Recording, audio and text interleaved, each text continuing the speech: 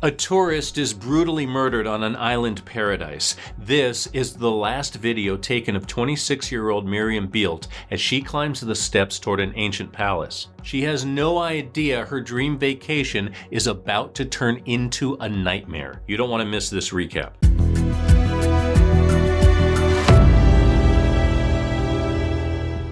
Welcome to True Crime Recaps. I'm Chris.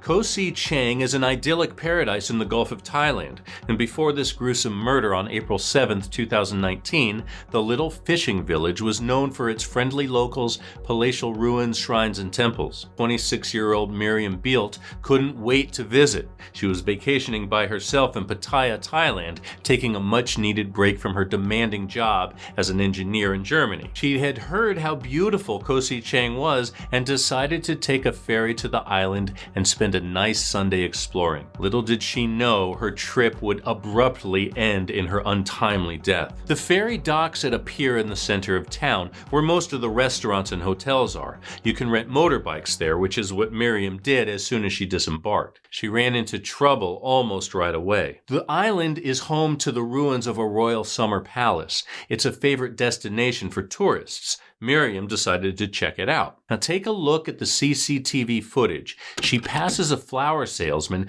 who takes a mental note of Miriam climbing the stairs, disappearing out of view. Hours pass and she never comes back down. Moments later, CCTV catches a man pulling up on his own motorbike. This is Ranakorn Ram Ruin, aka the Devil Corn. He's a 24-year-old garbage collector and lifelong resident of Koh Si Chang. In the hours before Miriam's ferry docked at the pier, Ranakorn was at home taking methamphetamine. Then he decided to go out and find a woman to have sex with.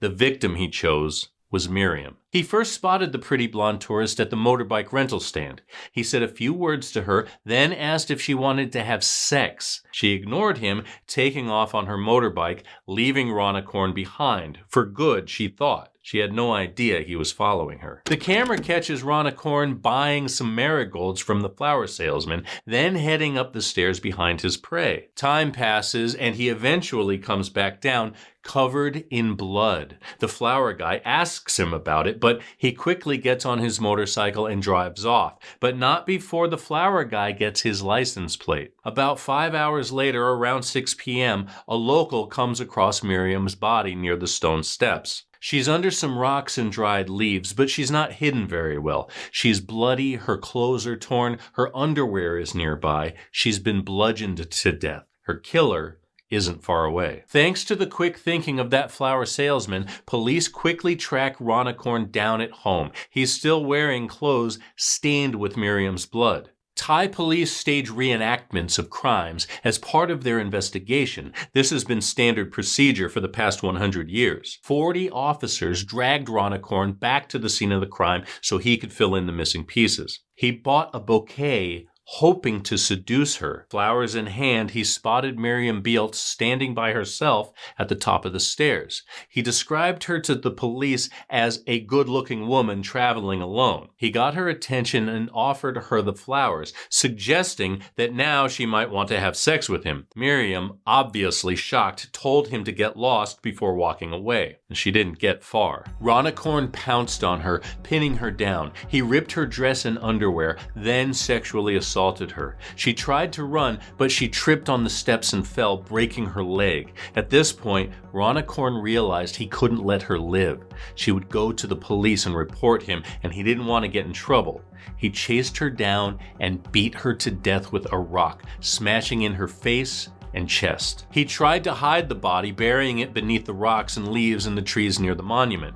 The locals were horrified. It was the most violent crime in the island's recorded history, the type of evil that led to his nickname, Devil Corn. His own mother told Ranakorn he'd have to face karma for what he did. In his case, karma comes in the form of the death penalty.